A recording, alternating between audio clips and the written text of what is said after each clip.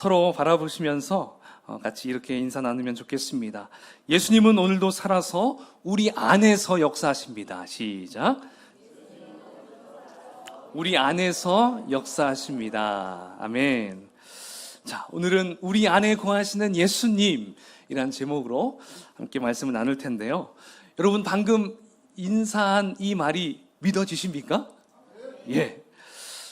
대부분 성도님들은 이 말이 잘 믿어질 때도 있고 이 말이 잘 믿겨지지 않을 때도 있어요.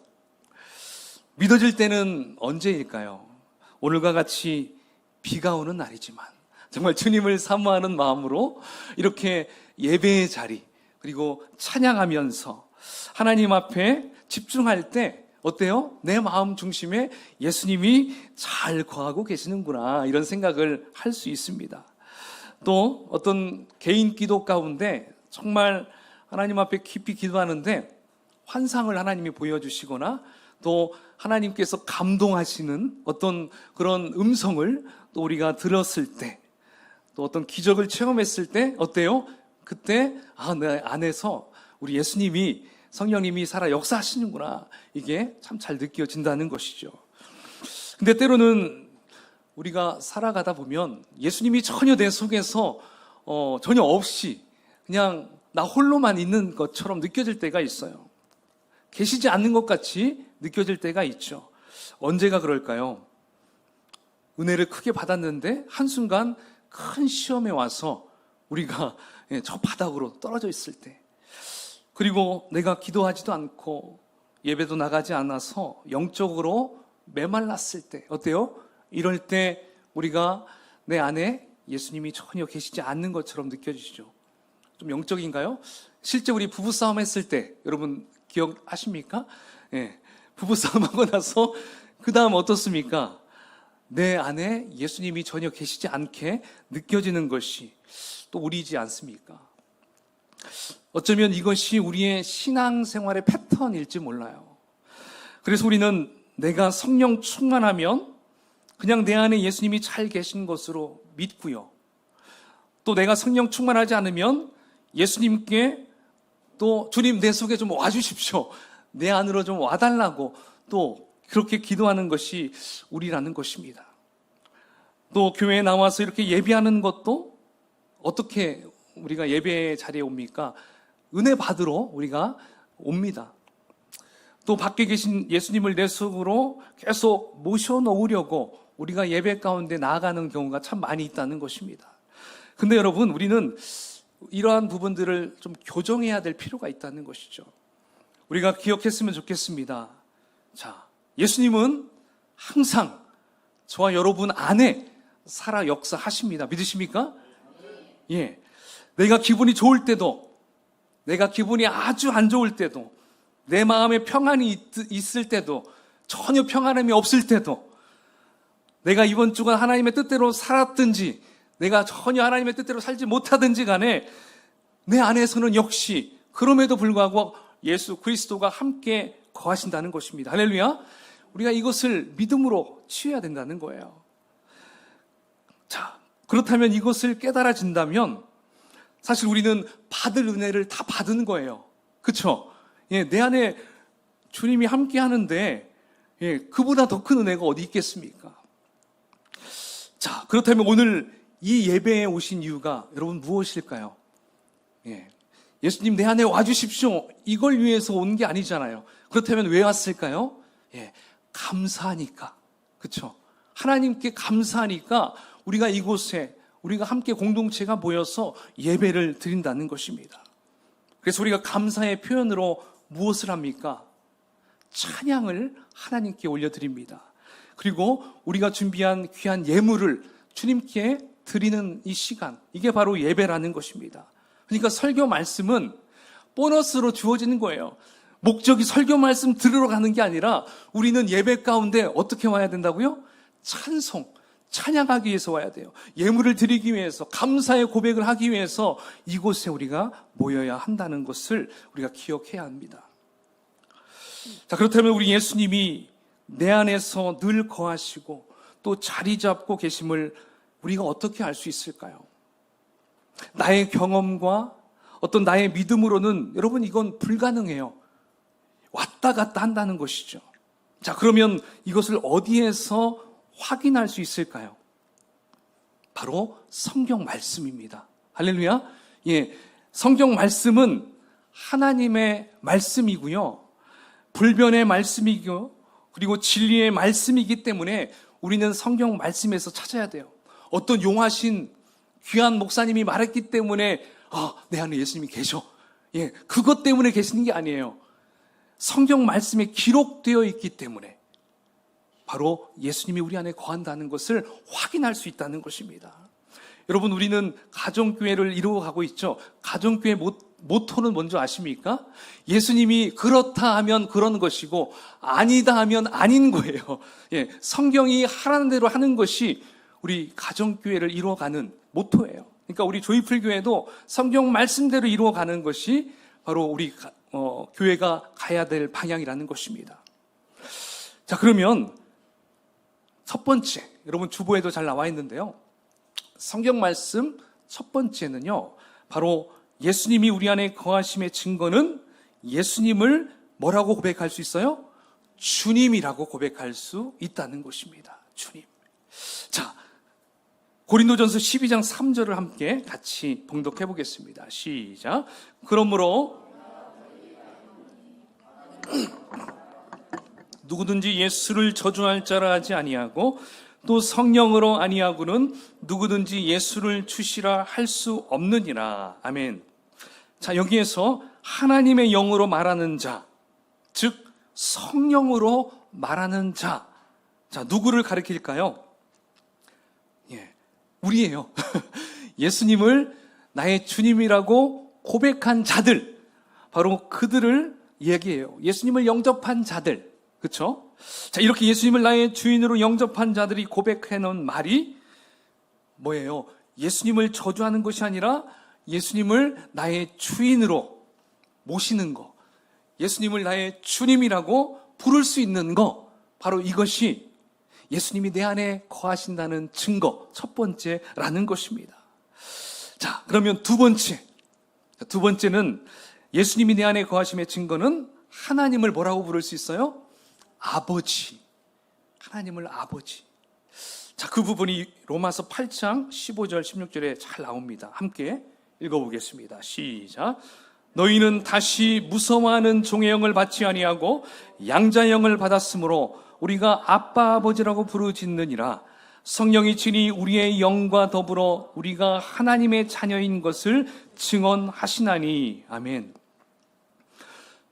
자, 여러분, 우리는 원래 이방인이었어요. 자, 이방인은 하나님의 택한 백성이 아니었다는 말이죠. 그래서 우리는 하나님의 자녀가 될 수가 없었습니다. 자, 이스라엘 백성들은 어떨까요? 이스라엘 백성들은 선민이라고 얘기합니다. 자, 그래서 하나님은 왕이시고 이스라엘 백성들은 하나님의 백성이라고 얘기했어요. 그러니까 이방인인 우리들이나 이스라엘 백성들인 그들이나 똑같이 하나님의 자녀라는 말은 못 들었어요. 이해가 되시죠? 오직 하나님의 아들, 누구만이 있었습니까? 예수님밖에 없어요. 예, 오직 하나님의 아들은 독생자 아들 예수님밖에 없었어요. 자, 그런데 오늘 로마서 8장 15절에 보니까 우리가 무슨 영을 받았다고 합니까? 양자의 영을 받았어요. 양자의 영. 그러니까 우리는 이제 양자의 영, 양자가 뭐예요? 예, 원래는 내 아들이 아닌데 호적에 탁 올리는 거잖아요. 너는 이제부터 내 아들이다, 내 딸이다. 자, 이게 바로 양자, 양녀잖아요. 그래서 우리는 이제 하나님의 양자가 되었다는 것은 하나님의 친아들, 하나님의 친딸이 되었다는 것입니다. 자, 또 나아가서 이제 우리는 예수님의 뭐가 되는 거예요? 동생이 되는 거예요.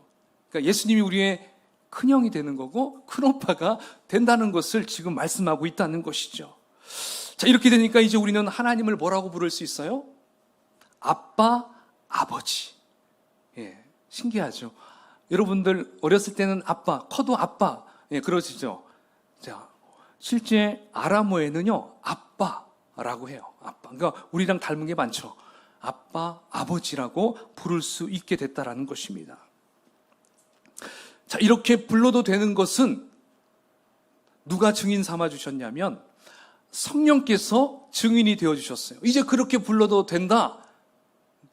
예, 어떤 사람이 불러도 된다라는 게 아니라 성령님이 불러도 된다라고 확증해 주신 거예요. 근데 여러분, 이스라엘 백성들은 예수님께서 하나님께 아빠, 아버지라고 부를 때 그들은 예수님을 뭐라고 얘기했어요? 참나마도다. 신성모독죄로 막 그렇게 했죠. 그러니까 그들은 전혀 몰라서 그렇죠.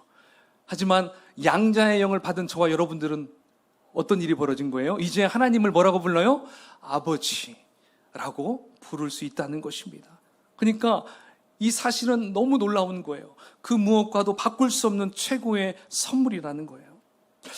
여러분, 어떤 목사님이 지금은 큰 교회 담임 목사님이 되셨는데 청년 시절에 이제 군대를 가야 될 때가 된 거예요.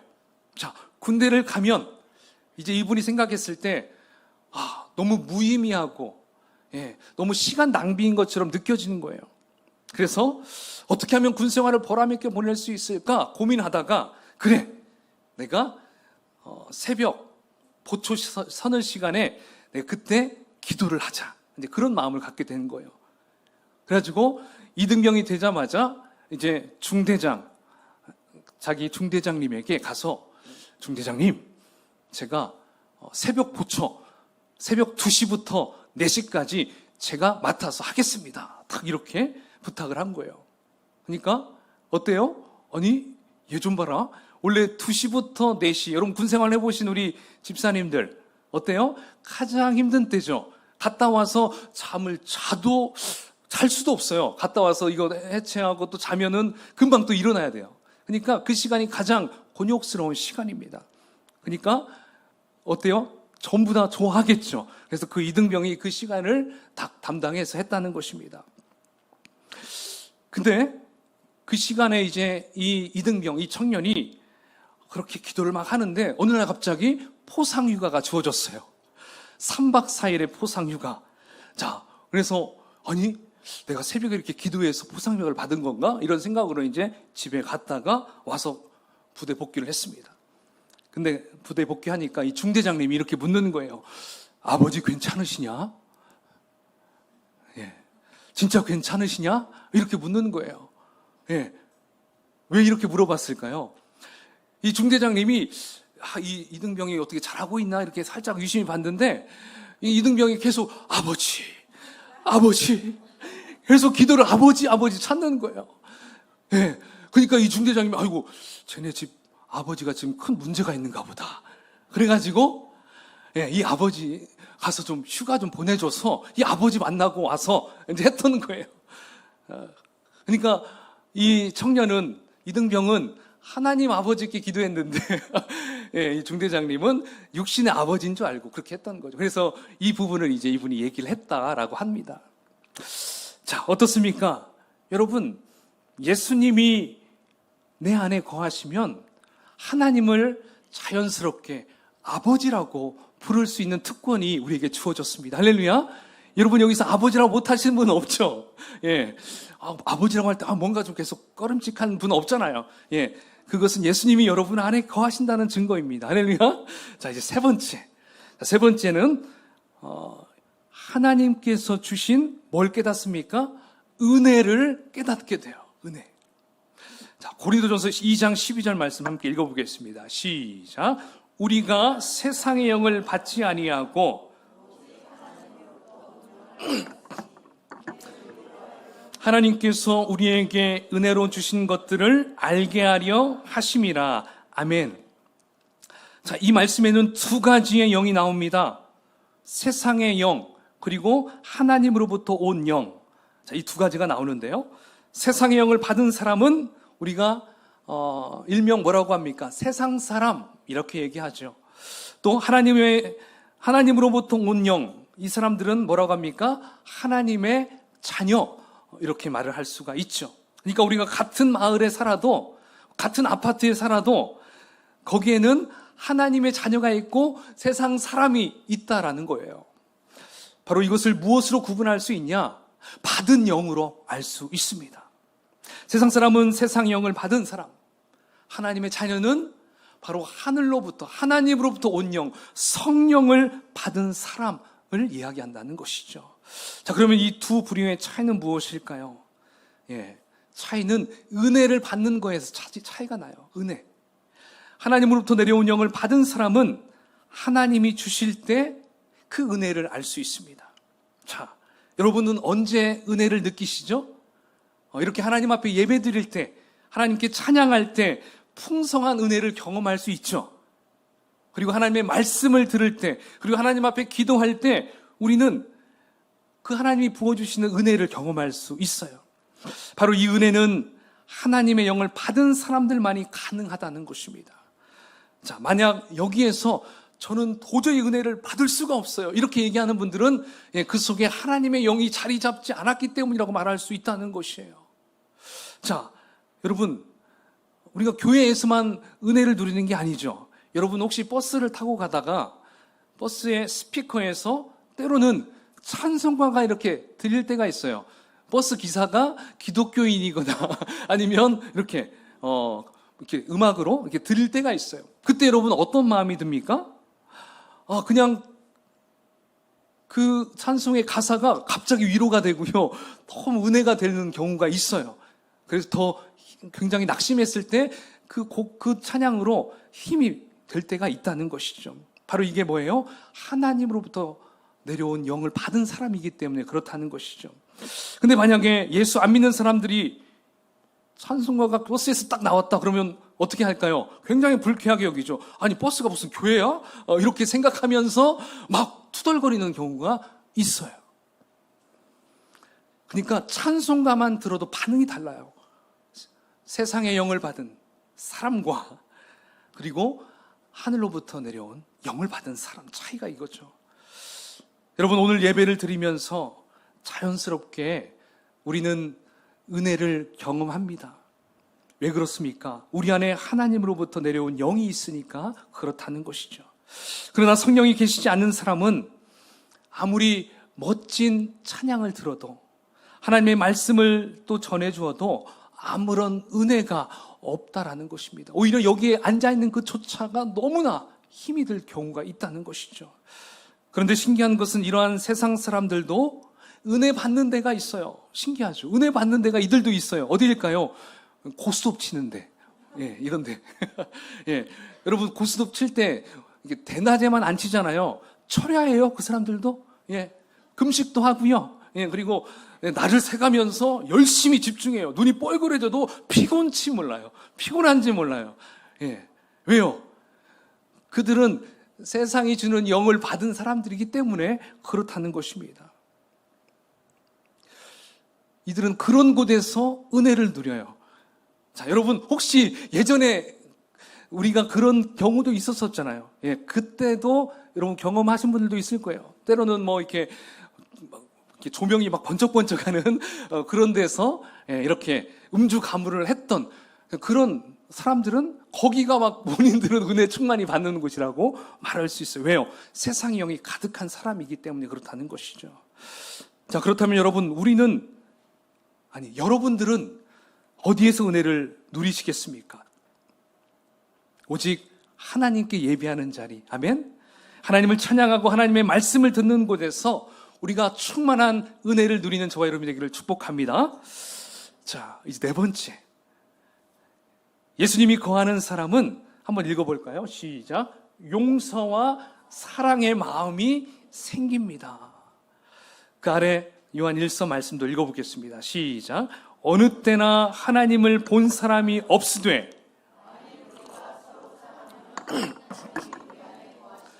그의 사랑이 우리 안에 온전히 이루어지느니라.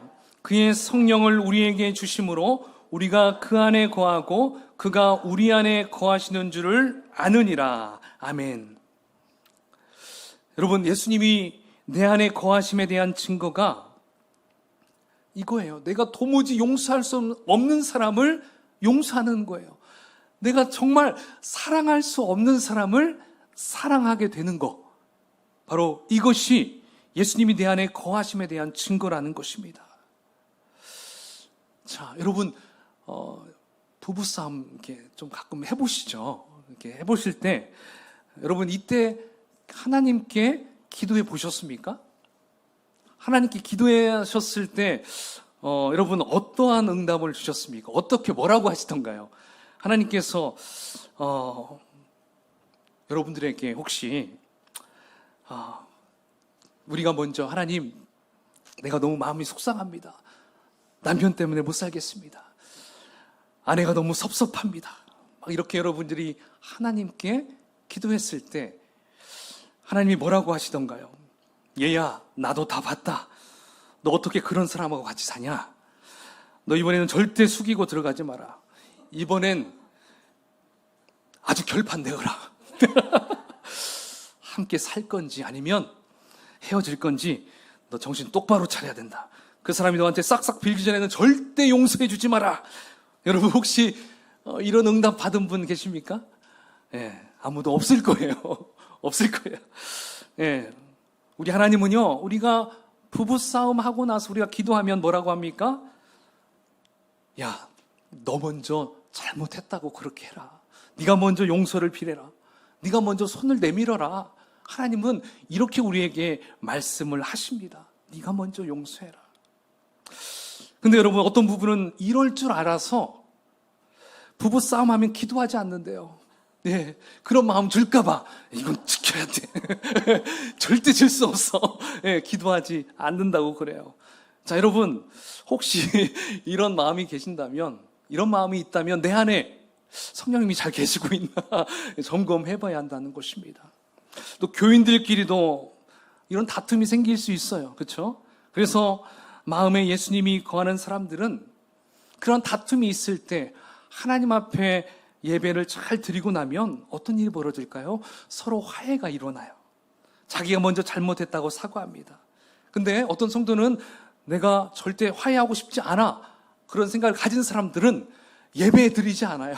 기도하지 않아요. 예, 교회 안 나옵니다. 그렇게 해야지 본인이 이긴다고 생각을 하기 때문에 그렇겠죠. 여러분, 바로 이러한 교인들은 그 마음 중심에 예수님이 거하시더라도 정말 전혀 아무런 예수님이 능력을 발휘하지 못하는 그런 자리라는 것을 우리가 알아야 돼요. 그러므로 내 안에 예수님이 계신다라고 한다면 당연하게 어떤 일이 벌어질 수 있어야 됩니까? 용서, 사랑, 내가 먼저 손을 내미는 거. 자, 이게 자연스럽게 이루어져야 한다는 것입니다.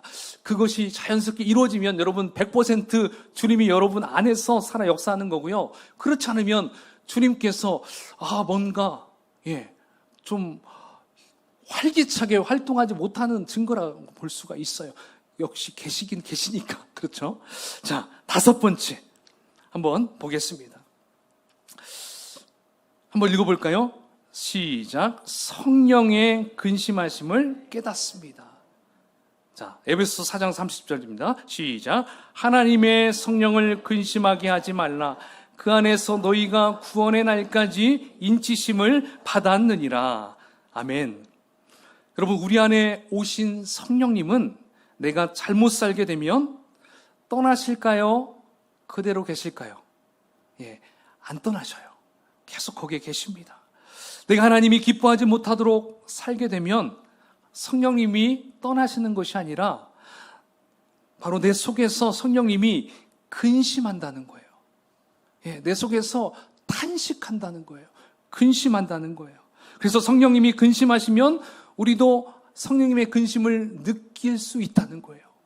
지금 내 안에서 성령님이 탄식하고 있구나.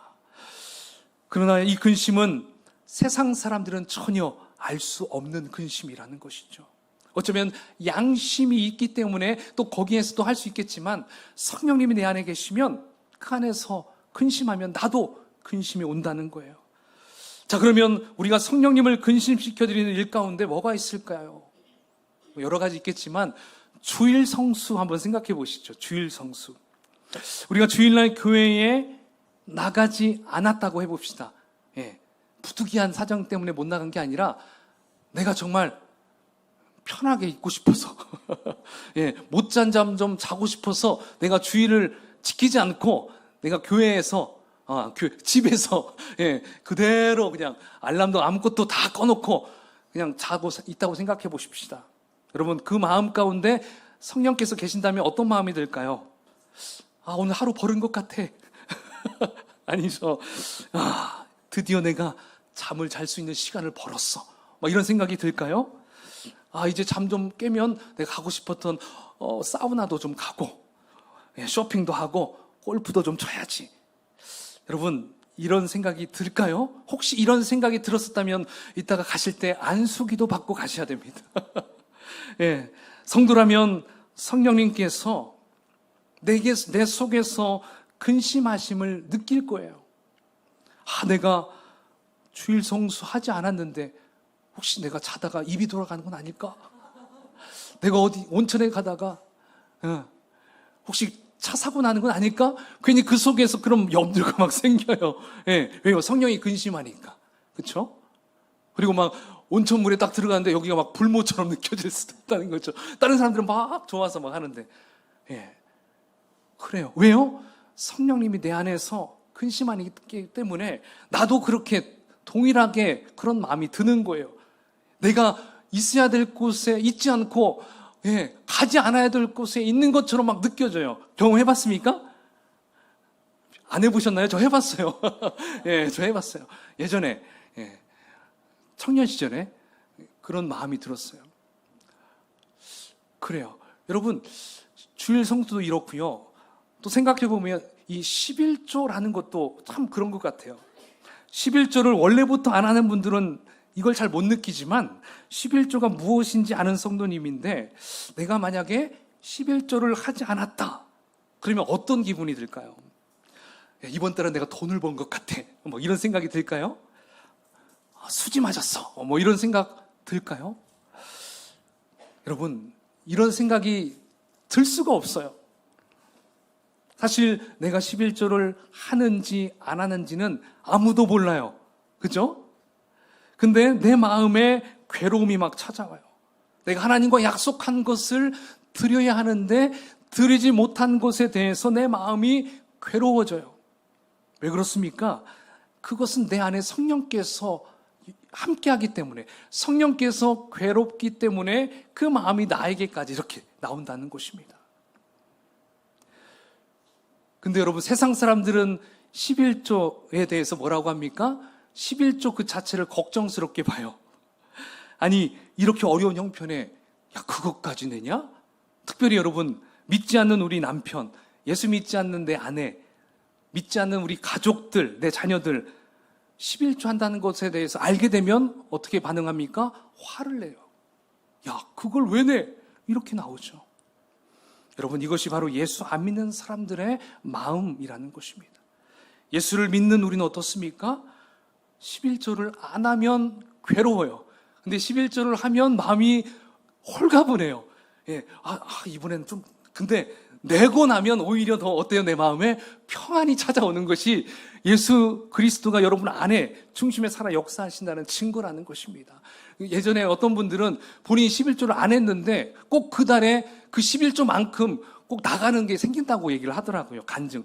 사고를 나든지 병이 나서 그 병원비로 다 나가든지, 꼭 그것은 하나님이 거두어 가신다고 얘기를 하더라고요. 그래서 본인이 그때부터 정신 차리고 11조를 했다라고 합니다. 그렇습니다. 내 안에 성령께서 늘 살아 계실 때, 여러분, 우리가 하나님이 기뻐하시는 것을 하지 않으면 꼭 내 안에서 근심이 생긴다는 것입니다. 그렇기 때문에 여러분, 우리는 주일날 하나님 앞에 나와야 할 줄 믿습니다. 하나님 앞에 나오지 않고 다른 곳으로 여행으로 가게 되면요, 성령님도 여행 가야 돼요. 그렇죠? 성령님은 따로 너는 가라, 난 교회 갈 거야 이렇게 안 하셔요. 내 안에 계신 성령님은 우리와 함께 동행하시기 때문에 내가 가는 곳으로 가야 돼요. 그러면서 우리 성령님은 이렇게 하시겠죠. 너 이러려고 나 영접했니? 이렇게 말씀하실 거예요. 그러니까 성령님 괴롭게 하지 않아야 됩니다. 괴롭히지 말아야 돼요. 우리는 이것을 잘 분별해야 된다는 것을 꼭 기억했으면 좋겠습니다. 좋은 말 할 때 잘 들으십시오. 네, 좋은 말 할 때 잘 들어야 돼요. 성령님이 이미 마음에 그렇게 하지 마라 하면 개기지 마세요. 빨리 돌이키는 저와 여러분 되기를 축복합니다. 아멘. 자, 여섯 번째, 하나님의 소원을 품게 돼요. 자, 빌립보서 2장 13절 함께 읽어보겠습니다. 시작. 너희 안에 행하시는 이는 하나님이시니 자기의 기쁘신 뜻을 위하여 너희에게 소원을 두고 행하게 하시나니. 아멘. 자, 여러분, 우리가 개척교회를 시작한 지가 벌써 1년하고도 반년이 넘었어요. 올해 이제 시간이 좀 많이 제법 가고 있습니다. 자, 여러분, 우리가 기존의 큰 교회를 다닐 때, 그때는 교회 나와서 예배만 드리고 그냥 집으로만 돌아가곤 했어요. 특별히 뭐 내가 필요한 곳이 없으니까, 그렇죠? 그냥 와서 예배 드리고 그냥 집에 가서 또 가정에서 또 이렇게 아이들과 또 시간을 보내는 경우가 우리가 허다했었습니다. 근데 여러분, 조이풀 교회를 이렇게 개척하고 함께 동참하고 또 함께 이곳으로 와서 같이 예배 드리는 여러분들의 마음 가운데 하나님이 어떤 마음을 주시던가요? 나도 이 조이풀 교회를 위해서 뭔가를 좀 해야 되겠다. 나도 좀 뭔가 도와줘야 되겠다. 이런 생각이 드시지 않았습니까? 다 들었죠. 다 들었을 거예요. 그래서 여러분, 과연 이런 마음이 어디서부터 생겨난 것일까요? 자, 이것은 내 안에서 살아 역사하시는, 내 안에 거하시는 예수님이 주시는 마음이에요. 주님의 그 기쁘신 뜻을 위해서 하나님의 소원을 품게 했던 거예요. 그렇죠? 여러분들이 나 저거 해야지 이게 아니라요. 그 마음 안에서 하나님의 소원을 내가 품게 된 거예요. 그래서 내가 그 일을 하도록 내가 그렇게 간 것이라는 것이죠.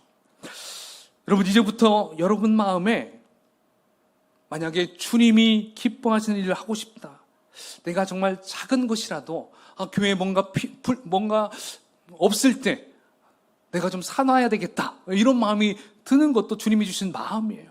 그리고 우리 아이들도 좀 간식 좀 챙겨줘야 되겠다. 우리 학생들 뭔가 좀 예배 드리는데 좀 도움을 주고 싶다. 그래도 내가 목소리가 괜찮으니까 찬양팀이든 작은 찬양대든 좀 서야 되겠다. 이런 마음이 있을 수도 있어요. 그런 분들은 과감 없이 오셔도 되고요. 내가 좀 외모가 좀 괜찮으니까 좀 안내를 좀 서야 되겠다. 그런 마음이 들면 안내 서셔도 되고요. 그리고 내가 좀 가르치는 좀 은사가 있는데 그런 마음이 있으면 어떻게 해요? 교사로 헌신하면 된다는 것입니다. 바로 이것은 하나님의 소원을 품게 하는 마음이에요. 주님이 주시는 마음이라는 것입니다. 이것이 바로 하나님이 기뻐하시는 놀라운 일이라는 것을 우리가 기억해야 한다는 것이죠. 근데 여러분, 이러한 마음의 소원은 그냥 주시는 게 아니에요. 우리가 기도할 때 정말 하나님 앞에 무엇이 필요한지, 주님, 내가 무엇에 일을 할 수 있을까요? 하나님, 제가 어디에 쓰임 받을 수 있을까요? 기도하다 보면 하나님이 생각나게 하셔요. 자, 그때 어떻게 해야 될까요? 좀 내가 미숙하더라도 그 일에 대해서 목사님, 제가 이걸 좀 했으면 좋겠습니다. 집사님, 저도 그 일을 같이 하면 안 될까요? 자, 이렇게 얘기를 충분히 할 수 있다는 것이죠. 그러면 함께 같이 그 일을 감당할 수 있다는 것이죠.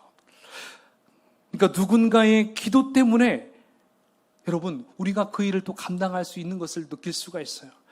저도 목회자가 된 것도 여러분, 제가 하고 싶어서 이 일을 한 거 아니에요. 저는 원래 하고 싶은 게 따로 있었어요. 근데 저희 부모님이 저를 위해 기도할 때 그 마음의 소원에, 주님, 우리 세 자녀들 중에 주의 종이 나오게 해주십시오. 그렇게 저희 어린 시절부터 그렇게 기도를 하셨다고 하더라고요. 근데 저희 부모님들은 저희 형님이 있는데 형님이 할 줄 알았는데 뜻하지 않게 둘째 아들이 이 목회의 길로 간 거에 대해서 처음에는 놀랐다고 해요. 왜냐하면 저는 수줍음도 많고 내성적이고 어디 앞에서 막 이렇게 나서서 얘기하는 그런 성격이 아니었어요. 근데 부모님이 그렇게 기도를 막 해주니까 제가 어느 순간 막 사람 앞에서 이야기하고 노래 부르고 막 이렇게 하는 것이 그렇게 어렵지 않게 돼요. 원래 그러니까 저는 I형에서 E형으로 이렇게 바뀐 타입인 것 같아요. 이게 제가 하고 싶어서 하는 것일까요? 아니죠. 부모님의 그 기도 가운데 하나님의 소원을 품고 기도하니까 그 둘째 아들이 주님의 종으로 이렇게 만들어 갔던 것이죠. 그러니까 여러분, 우리 부모의 기도가 이렇게 중요해요. 여러분들도 자녀를 위해서 좀 이렇게 기도했으면 좋겠어요. 어떤 부모님의 욕심을 위해 기도하는 것이 아니라 하나님의 기쁘신 뜻을 위해 우리 부모님들이 기도한다면 여러분들의 자녀들이 하나님의 소원대로 성령께서 놀랍게 역사하여 주실 줄 믿습니다. 아멘. 자, 이제 마지막입니다. 마지막 함께 같이 또 보겠습니다. 마지막은요, 전도할 마음이 생겨요. 사도행전 잘 아는 말씀 1장 8절 시작. 오직 성령이 너에게 임하시면 사마리아와 땅끝까지 이르러 내 증인이 되리라. 아멘. 자, 여러분, 예수님께서 승천하기 직전에 하신 말씀이에요. 예수님은 너희들 성령이 임하면 증인이 되어야 한다, 전도해야 한다, 이렇게 말씀하지 않았어요. 너희들이 성령이 임하게 되면 증인이 되어진다. 그죠? 너희들이 그냥 전도하고 싶어진다. 지금 이렇게 말씀하고 있다는 것입니다. 그러므로 여러분, 내 가족들, 나의 주변의 사람들에게 내가 예수님을 믿고 난 이후부터 괜히 전도해야 되는데, 그죠? 막 전도하고 싶어지는 그런 마음이 들어요, 안 들어요? 들어요. 그건 내 의지가 아니라 내 속에 살아서 역사하시는 우리 예수님이 그러한 마음을 그냥 주신다는 것입니다. 성령이 나에게 임하시면 증인이 되리라, 전도하리라 이렇게 된다는 것을 보여주고 있다는 것입니다. 그러므로 예수 믿는 성도, 성령 받은 성도의 본능이 전도하고 싶은 마음이 든다는 것입니다.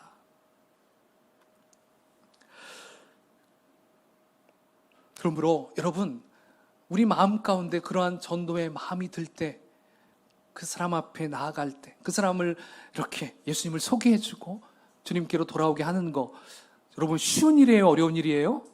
어려워요. 쉽게 오지 않아요. 그러나 그럼에도 불구하고 우리는 그들에게 다가가잖아요. 가령 우리가 여러분 전도 어떤 총동원 전도 주일 이런 때 내가 정말 나의 VIP 전도 대상자가 약속했어. 그 시간에 온다고. 그래서 교회 문 앞에서 기다리고 있어요. 근데 그때 내 눈앞에 나의 VIP가 딱 보여졌을 때 어떤 마음이 듭니까? 하늘을 날아갈 것 같죠. 세상을 다 얻은 것 같아요. 너무나 기뻐요. 막 안고 자 들어가자고. 근데 내가 그렇게 기다리고 찰떡같이 온다고 약속했는데, 기다렸는데 그 VIP가 오지 않을 때 그 마음 어떻습니까? 너무 낙심되고 너무 안타깝죠. 여러분, 이 마음이 왜 주어질까요? 바로 여러분 안에 성령님이 임하셨기 때문에, 할렐루야, 예수님이 거하시기 때문에 우리는 그 마음이 우리 안에 든다는 것입니다. 그러므로 여러분, 이렇게 오늘 7가지 예수님이 나에게 거하신 것, 여러분 어떻습니까? 거하셨다가 안 거하셨다가 이것이 아니었어요. 자, 우리가 이제 좀 깨닫게 되었잖아요. 마음에 손을 얹고 한번 이렇게 좀 고백했으면 좋겠습니다. 계셨군요. 계셨군요. 아이고, 여기 안에 계셨었군요. 이거예요. 예수님이 여기에 계셨던 거예요. 들락날락한 게 아니었어요. 계셨어요. 우리는 지금까지는 잘 몰라서 주님 내게 와주세요, 임해주세요 막 이렇게 기도했습니다. 이제는 바뀌어야 돼요. 계시구나. 내 안에 계시구나. 여러분, 이전에는 은혜로운 예배 때나 부흥회 때는 주님이 내 안에 계신 것이 느껴져서 그곳을 떠나고 싶지 않았을 때 있었습니다. 그냥 여기서 평생 있으면 좋겠다 그런 생각이 들었어요. 부흥회 끝나면 여기 계속 있고 싶어요. 그렇죠? 그러다 이제는 걱정하지 마십시오. 이제 우리는 어느 곳에 있든지 예수님이 내 안에 거하시기 때문에 우리는 이제 예수님을 주님이라고 부를 수 있고 하나님을 아버지라 부를 수 있고 내 속에 용서와 사랑의 마음이 생겨지고요. 또 성령의 근심도 나는 느낄 수 있고 그리고 하나님의 소원도 품게 되고 영혼을 구원하고 싶어진다는 것입니다. 우리는 이제 내일 아침에 눈을 떴을 때도 주님 나와 같이 계시는군요. 이제 매일 아침이 놀랍고 감격의 새날이 될 줄로 믿습니다. 여러분 이것을 기억하고요. 이제 그 은혜를 누리며 사십시오. 들어오셨다는 것은 은혜가 오셨다는 거예요. 이제 우리는 그 은혜를 누리며 살아야 돼요. 은혜를 구하는 것이 아니라 그 은혜를 누리며 살아가는 저와 여러분이 되시길 주의 이름으로 축원을 드리겠습니다. 아멘. 이 시간 함께 같이 기도하면 좋겠습니다. 함께 기도하실 때 주님, 내 안에 살아계신 주님을 내가 붙잡고 살아가겠습니다. 주님이 나와 함께 계심을 항상 잊어버리지 않고 살겠습니다.